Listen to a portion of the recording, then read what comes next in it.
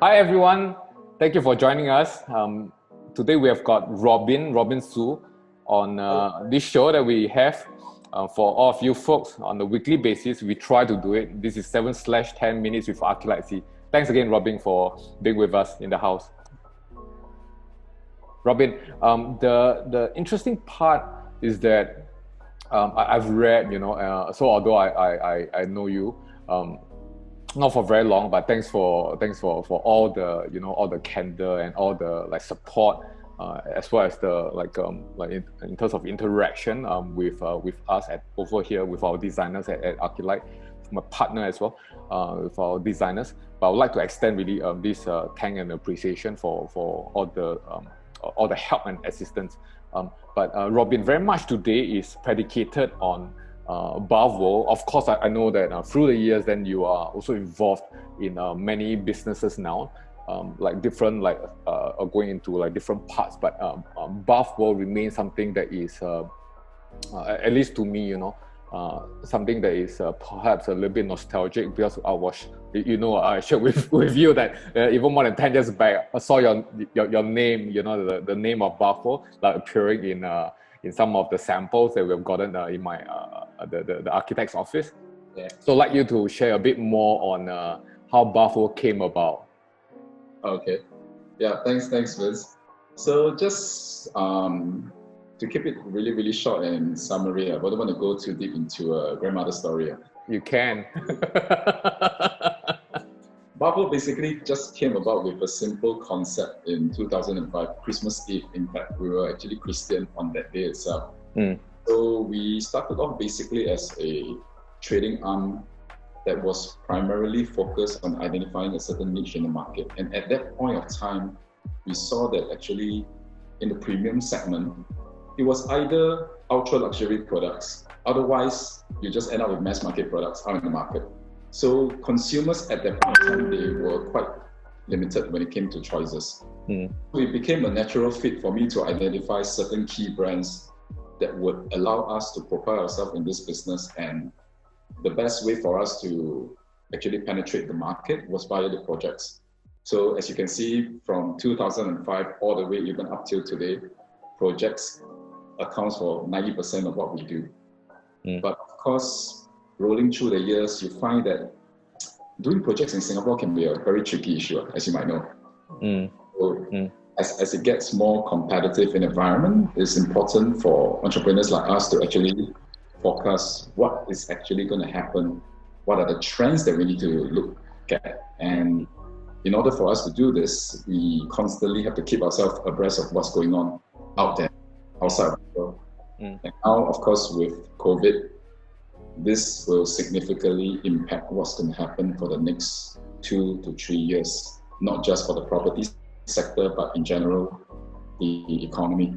We do not know whether there is going to be a premium segment anymore, and whether sanitary will become just a bread and butter industry, or where people are just going to do without all the excessive luxury items.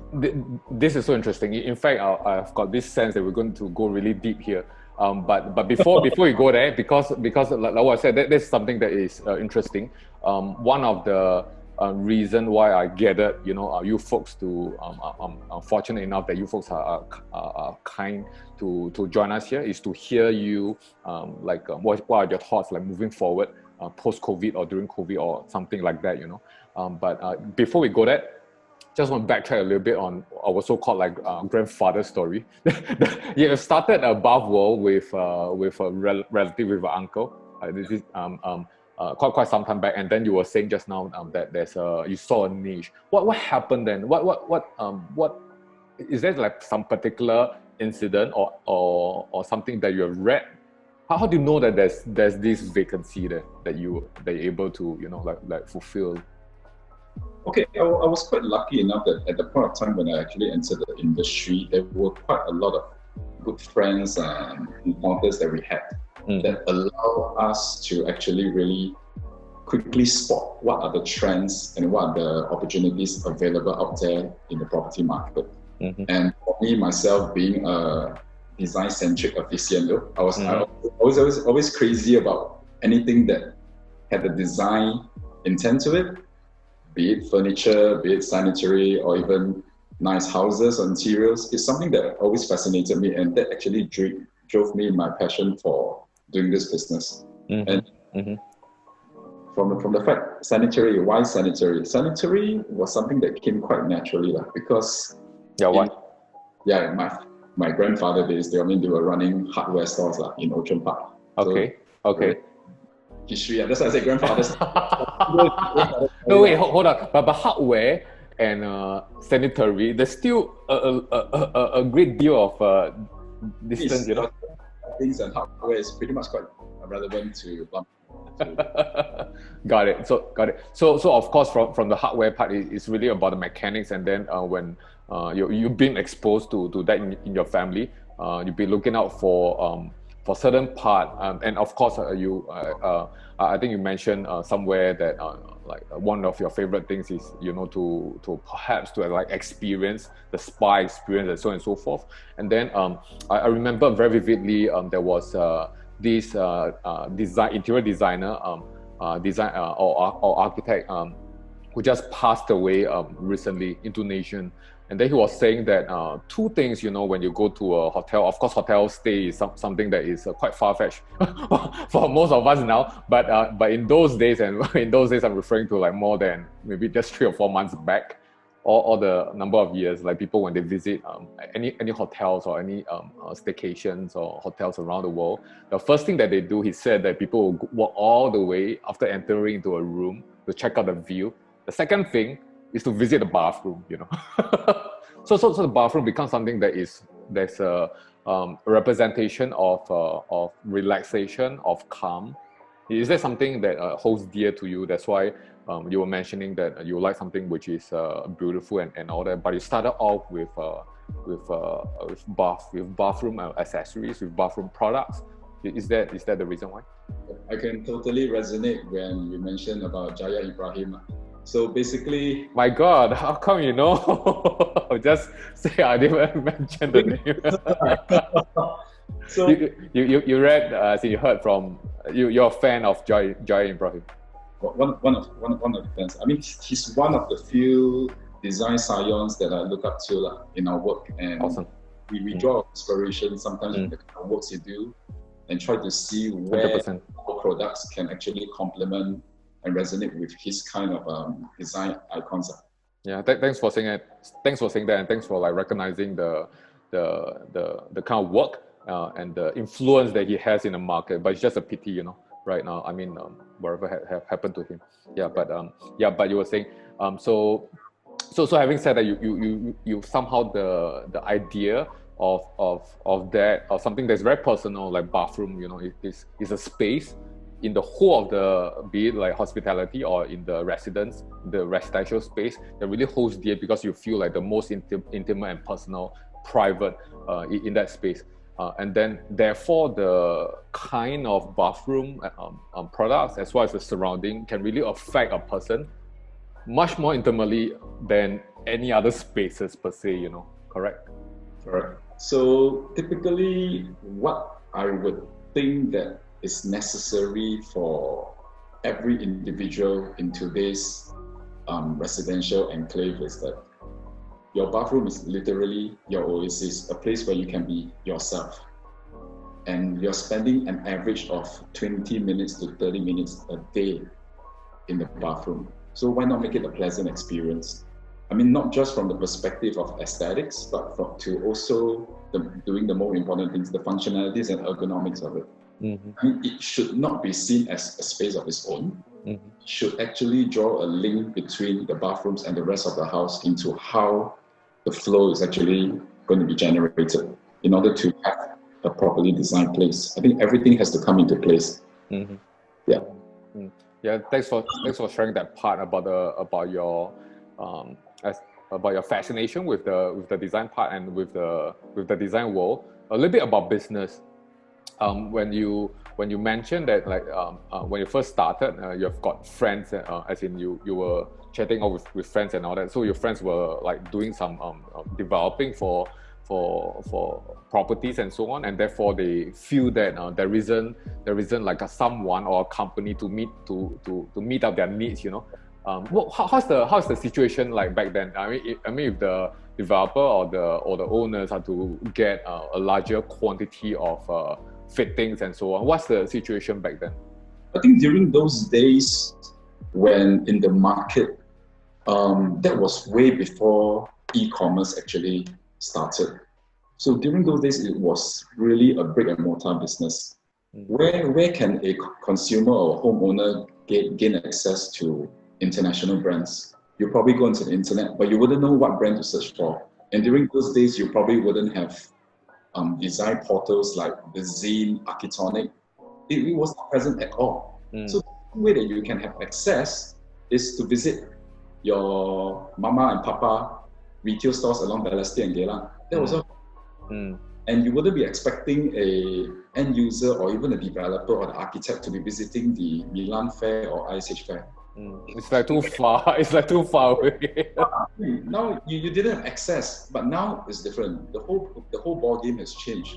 So information is available right at your fingertips. The question is, how do you curate the products that come from your data, and how you can actually filter out what is not practical, what is not trendy, and what will be more functional and applicable to today's projects and today's living. I think this is something that cannot be replaced by AI. It's still personal touch. That's where the experience of the industry specialists come in. Got it. So I think we have progressed into like somewhere in between then, which is more than 10 years back, and like somewhere in the middle. Maybe not currently yet, but somewhere in the middle. You were mentioning that when the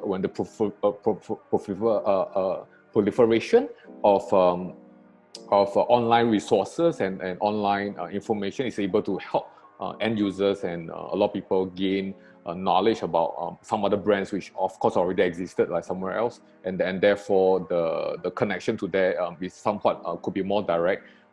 Then your role and your team's role will be to see what is what would be more in a way suitable for the lifestyle of the people here. Your business is primarily like catered to Singapore, to this region, and therefore to understand you being part of the community, of the local community, and therefore you know a lot about what is it that we like and what is it that we don't like, and we are all quite very different from of course, I mean, there are certain times where we like certain designs from Europe, certain designs from the US or Japan or anywhere else, but whether in terms of details or in terms of design, you still have a more of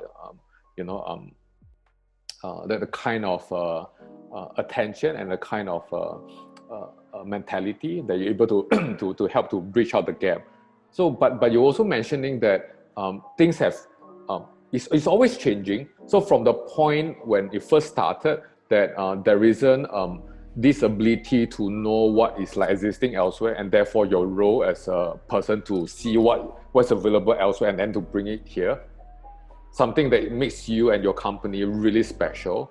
And then you were saying that along the way, the ability for end users to somehow know slightly more directly, then and therefore your team's role it becomes through all your experience, and therefore you gain the expertise to provide the kind of suggestions or proposals.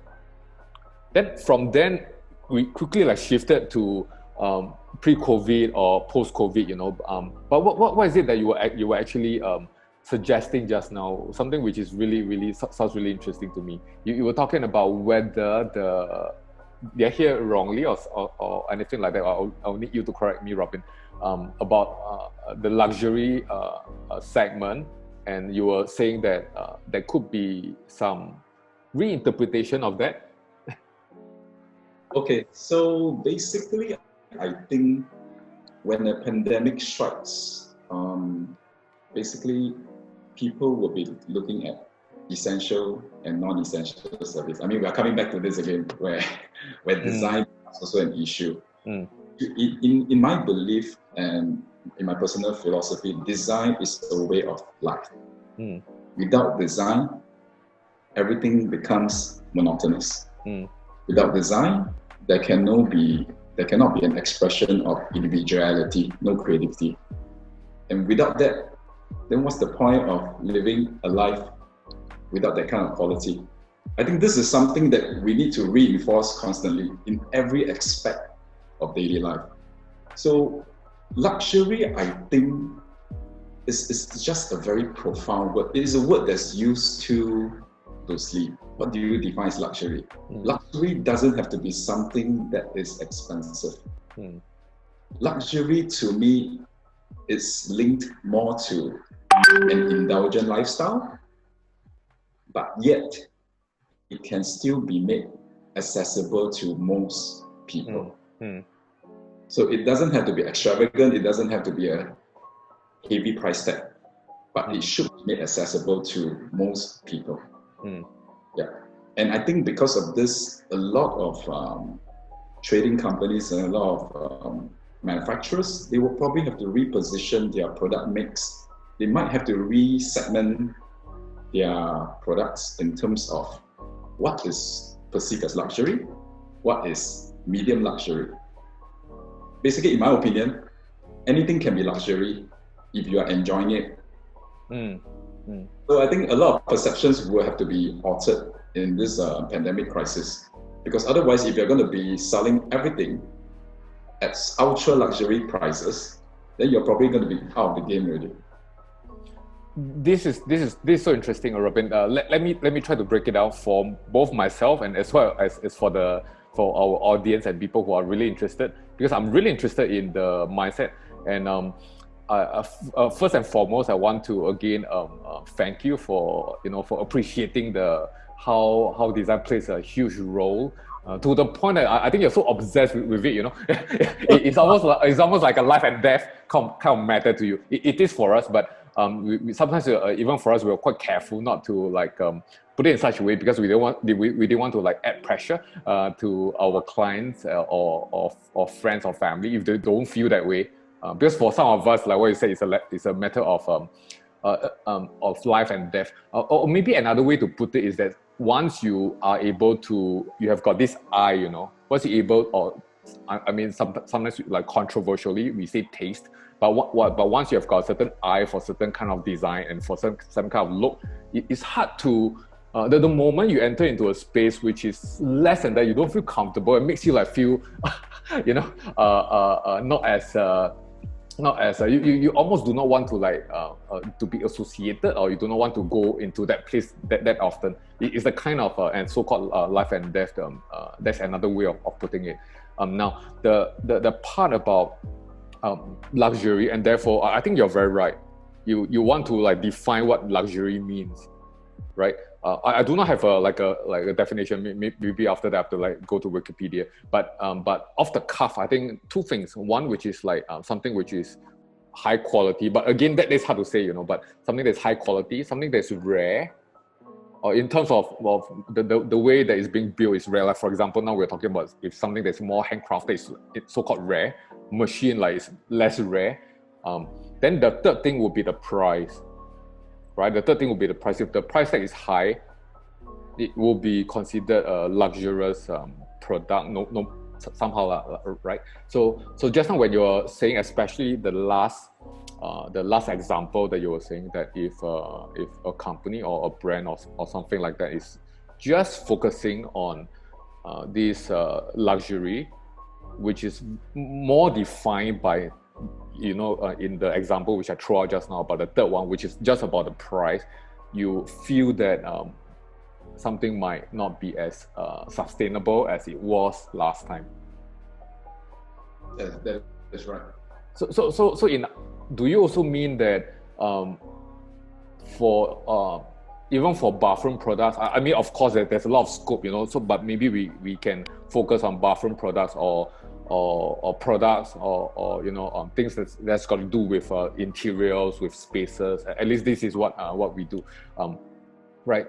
So if you talk about the luxury segments in those areas, and therefore equates to the price tag, in your opinion, you feel that the design now at this point in time, like 2020 or somewhere around this time, is widespread enough.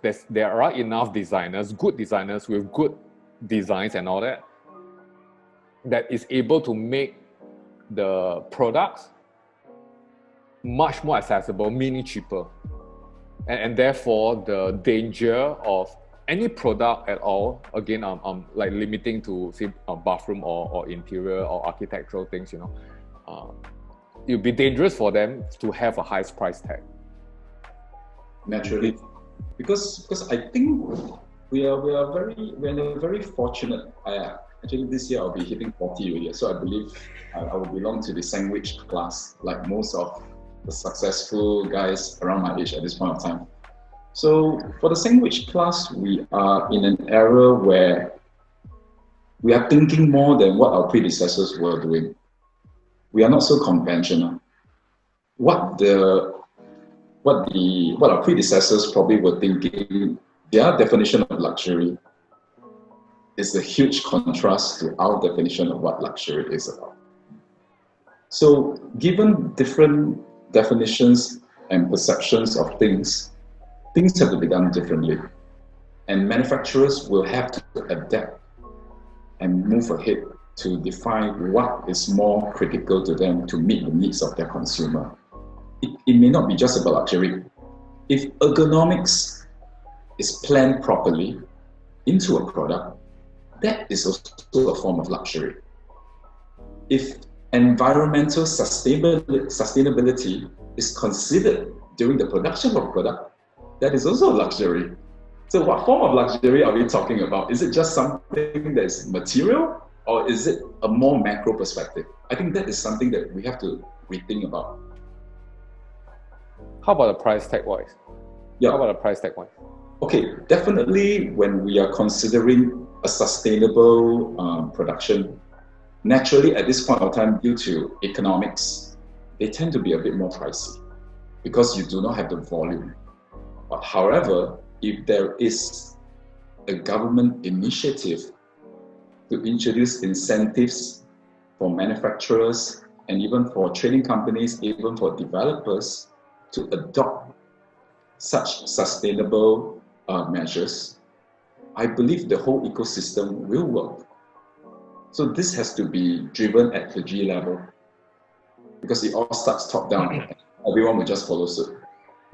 I mean, back in those days, way before 2008, there wasn't such thing as a Green Mark initiative. Never. Yeah.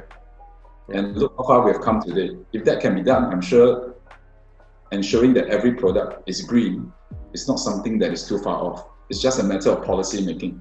But we must dare to make a change. And it all starts from every individual.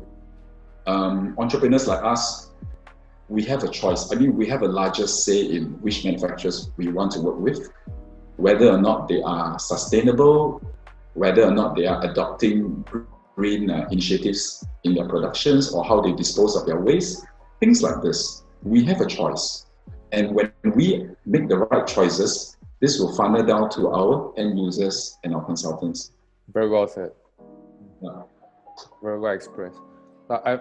If I were to give, of course, it's not even like an accurate, but if I were to give some form of diagrammatic, like analysis of some of the, of at least your way of thought, your thought process, in the past, maybe 5-10 years ago, the luxury segment somewhere at the top, and then there below you have got this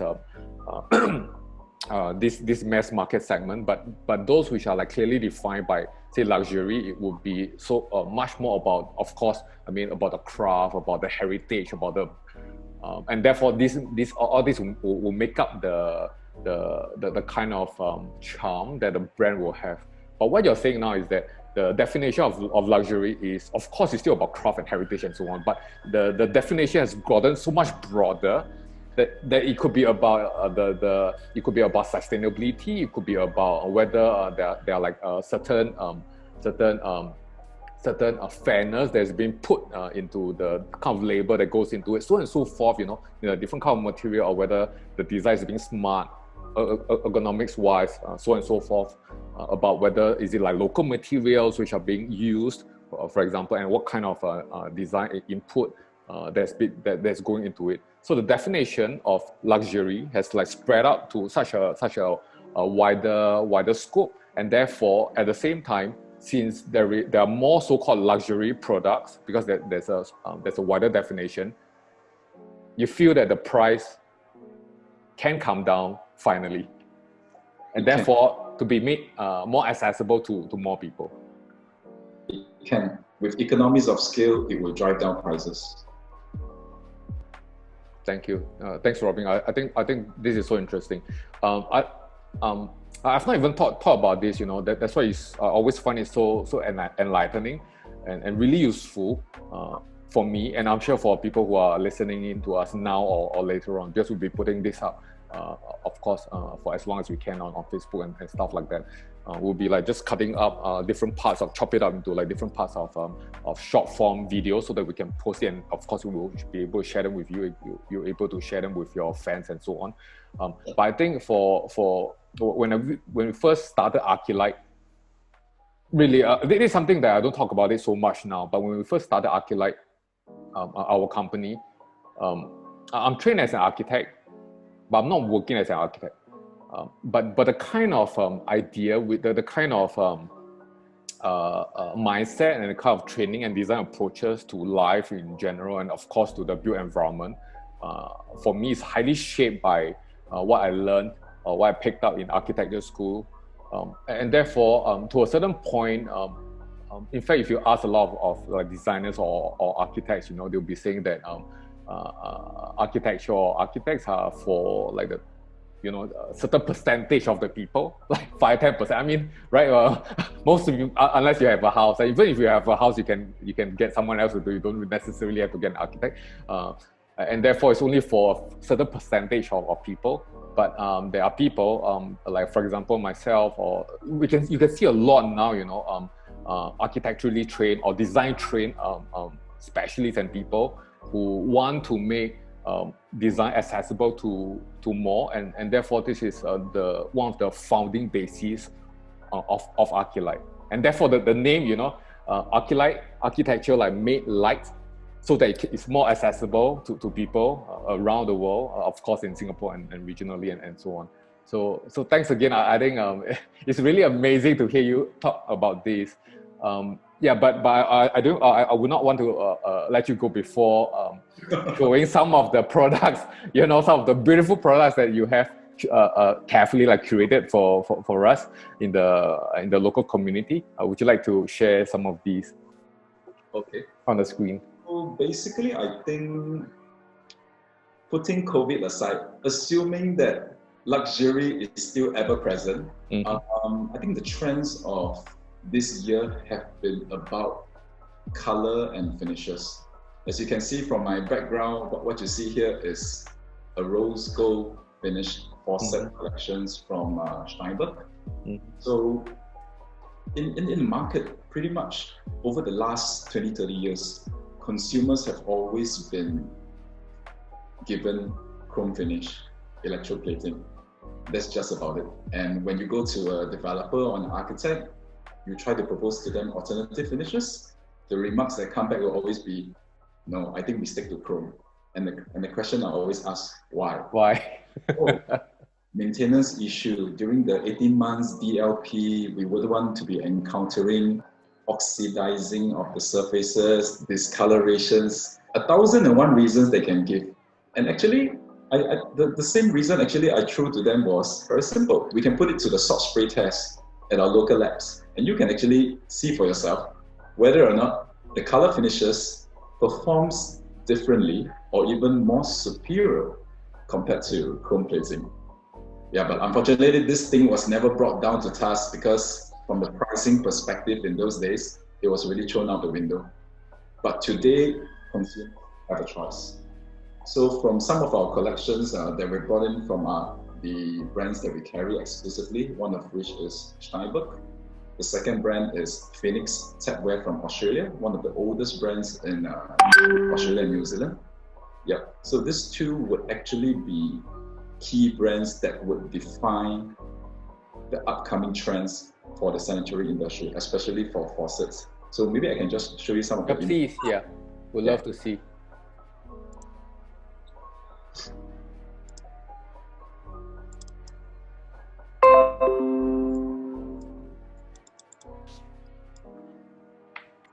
Okay.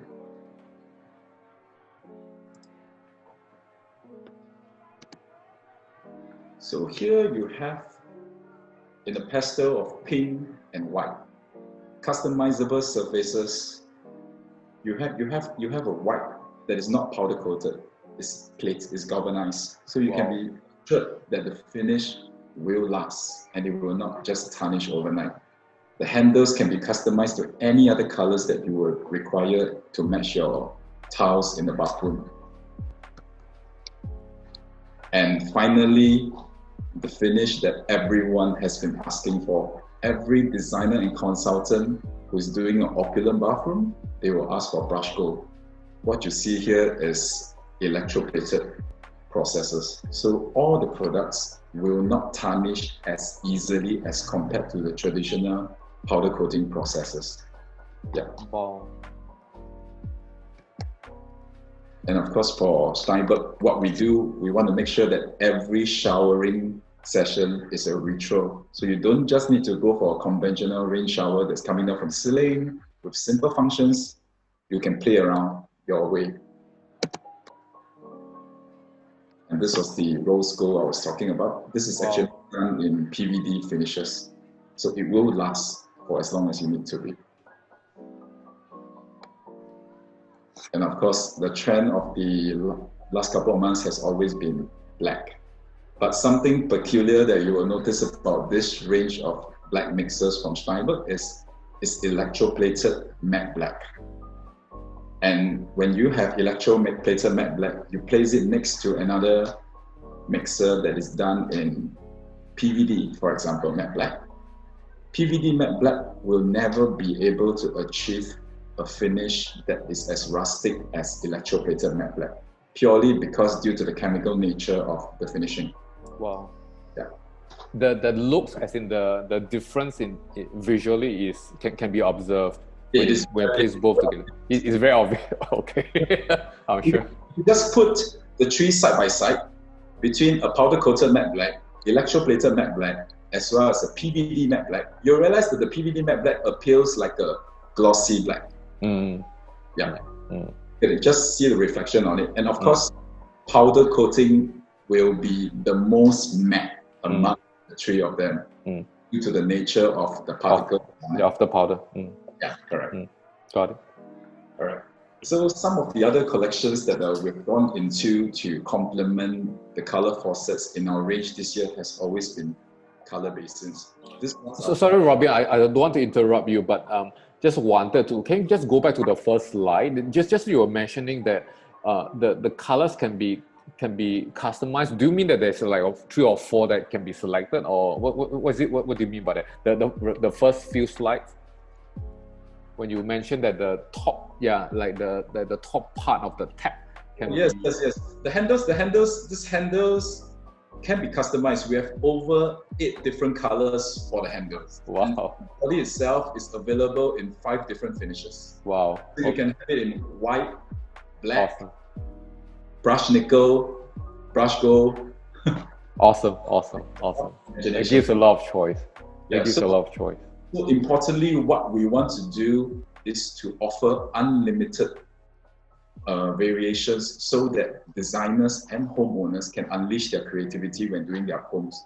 They need not be restricted to the conventional chrome finish process. These ones are all at stock available in our warehouse in Melbourne.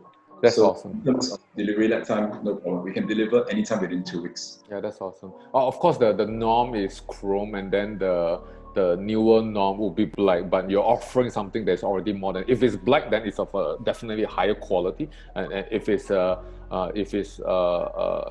of course, you're going beyond black already.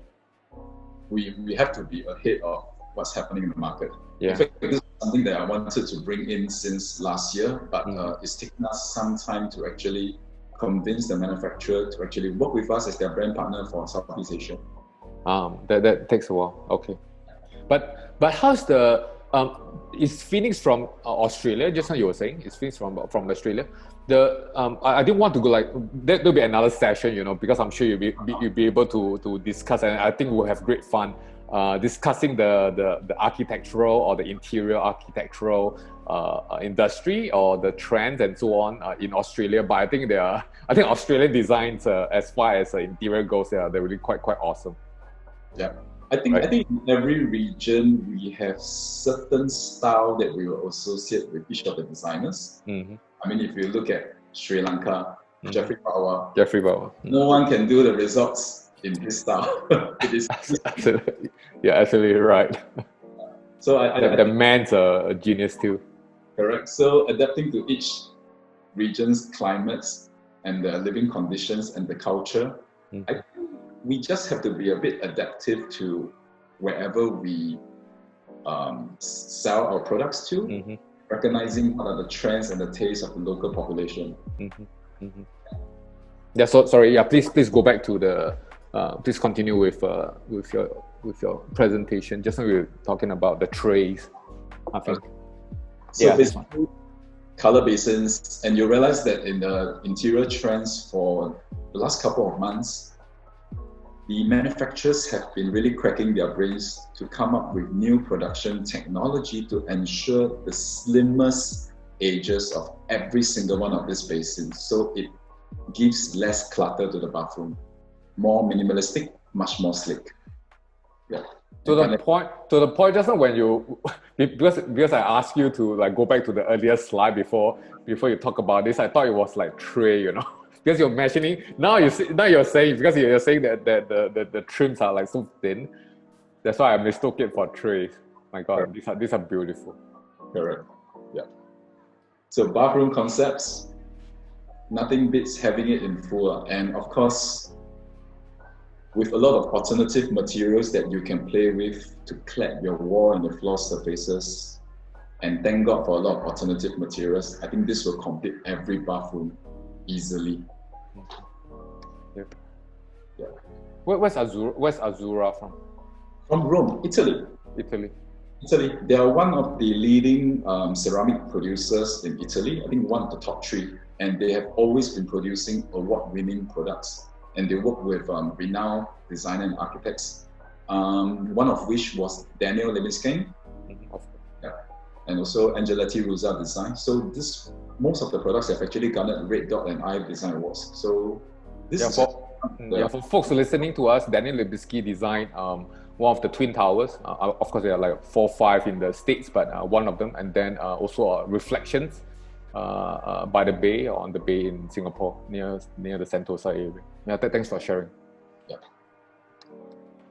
And of course, one of our latest additions to the brand stable is UK homegrown brand CAS. Very interesting group of designers who came together to reinvent a new edition of cement to create this amazing handcrafted basins. Incredible. Every piece, I love it. Every piece. They look so delicious. Almost can be, they just pluck it out and like a piece of chocolate, you know. Way to our showroom as well. So new collections to spice up the home interiors. Yeah.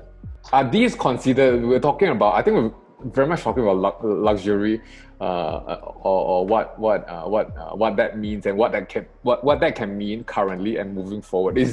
Are these brands considered like luxury brands? I would think they are priced in a very affordable segment. Mm-hmm. And in terms of material, they are in a league of their own. Because absolutely.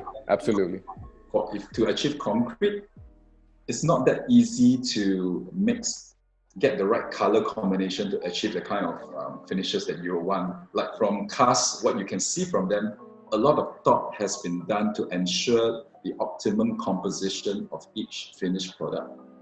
And the Pantone color can be specified by the designer. So that's why I say you can really unleash your creativity. There's no limit to how wide each basin can be, and whether you want to have the motif trimmings, diagonal trims, everything can be done. Yeah. So I think this was specially brought in, not for the mass market, but we just wanted to provide a unique design alternative for homeowners and for designers to craft their beautiful homes and for their clients as well. Absolutely. Yeah. And I'll leave you with a final statement. Oh, please. Yeah. So this is actually my mantra, and you can see it actually in my email signature since the last 10 years. And to date, this is still my belief. Design creates culture, culture shapes values, and values determine the future. So in a nutshell, without design, the future is bleak.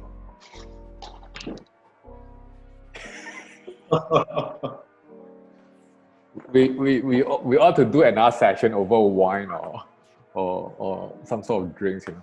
Sure. We have a lot to talk about. I mean, to share with friends and followers and so on. For Facebook, the lag is like 20 seconds. So sometimes let me see whether there are some questions that's being put forth. But maybe the next time round, you know, we invite more questions, because I think the session will be very interesting with for many not just homeowners or property developers, but also particularly designers. I mean, whatever that you said, you know, really resonated. I hope that Singapore can become, or rather Singapore can actually inculcate a larger community of more like-minded individuals who can be free to express their individuality towards design. They should not be constrained or restricted by compliances and boundaries. I think this is something we need to try to push a little bit further, and only with the effort of everyone in the community, things can change for the better. You're talking about the something which strikes out from all of these, and then I think somehow they all point towards one of the words which I think you have used, which is a community, the build out of a community. This is correct, and this is important, and it takes time. And not only time, it is something which sometimes you either you have it or you don't. But of course, looking forward, the forward is like, if it's like in perpetuity, and it's like there's always always a possibility. But then it reminds me of like, say, certain like design capitals of the world. There of course will be a renaissance whereby artists right now, I mean, you will go there because you want to be involved in certain things. Like if you're into fashion, then you must go somewhere. If you're into music, or if you're into the film, then there is somewhere for you to go to. So that, because people around there are like like-minded individuals, they are like-minded communities, people who are very much willing to explore, people who are more like what you put it, like open-minded. But then just to close this off, because I think like what I said, we must have like a second round. But how, in your opinion, you must have thought about this, you know, what are some of the things that we can really do? I think to start right from the fundamentals, it is important for us as a service provider, as a product purveyor, to take the extra effort to educate those whom we have a stake in, meaning the end users, the contractors, the designers, the architects, and even the developers. It isn't about sealing the job at every opportunity, but I think there needs to be a platform where we raise our concerns and our ideas before certain decisions are being made. Let's enlighten them a bit more, because with such persuasive, proactive initiative, it's only a matter of time that human paradigms can change. If we put it into something something that can be done, like a certain action, what is it that you propose? You're talking about to in a way to share, to enlighten, and so on. In certain platforms, are you thinking of something that's online? Are you thinking of something that is when you, like, for example, when there's a pitch for a project? So while you're half pitching, you also half you're sharing some of the trends or some of the thoughts and what you've seen like elsewhere. Is that what you're referring to? Actually, over the last couple of years, my way of doing business has taken quite a 360-degree turn. Please share. The years, of course, as a young startup, we always want to grab as many deals as we can. We wanted to be aggressive. We wanted to take on the larger projects.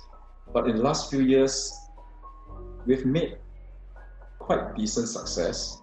But I think it comes a time when we need to take a difficult step and to say no to certain perspectives that we do not agree with, and to stand to our principles on what we should do and what we shouldn't encourage. So in terms of selling products to a client, I think it's very important to always advocate what is the rationale for having this product in your development. Is it just only purely to enhance your sales, or is to value add the homeowners who are going to be using these bathrooms with our product and the good that it can do them? And furthermore, if you tell them that if this product is being used, you're actually doing the environment a lot better because you're buying from a sustainable and environmentally responsible manufacturer. So little bits of information like this that is funneled to the end users will eventually sit into their head. Yeah, it's not just about pricing anymore or just about looking good. It's about taking sustainable, paying sustainable attention to the earth. Thank you. Folks, you have heard the man. Whether you are a developer, property developer, or whether you are a curator, very much like what Robin is, being put privileged in a way to be in a position. The same for us, we don't take this lightly because we can help in a certain sense. We spend a lot of time, not just training, but it as work, almost like 24/7, looking at certain things, looking at things deeper and wider than most people, because this is what we're passionate in, and this is where our work and where our business is. So it doesn't matter that given the trust that clients and the public and individuals that have of us, but to share, then to be able to share all these thoughts and all these information and knowledge back to whoever that we're serving. I think this is so very important. So thanks again, Robin, for the time that you're sharing all these really beautiful messages, really which are very thoughtful and then very far-fetching as well, like reaching forward. So you have just also like have talk about taking stock of things, perhaps like just slowing things down a little bit, because to a certain point, and even like definitely right now, the mindset of a lot of things, definitely design and we're talking about luxury, has changed already. The pure definition of that is taking on so much different adjustments and definition that we really must like just slow down a little bit, take stock, and then to see what is perhaps the better way to move forward. And that is to really, like in your words, to your point, to bring value to people and to make life generally better. If not, then what's the point, right, of living? Okay, thank you so much. So folks, join me next week. Next week we do have a special guest. She's I think from, so we'll be conversing with her from the States. I think it'll be next week, so I'll give you guys more details and information when we are closer to that. Thanks again so much.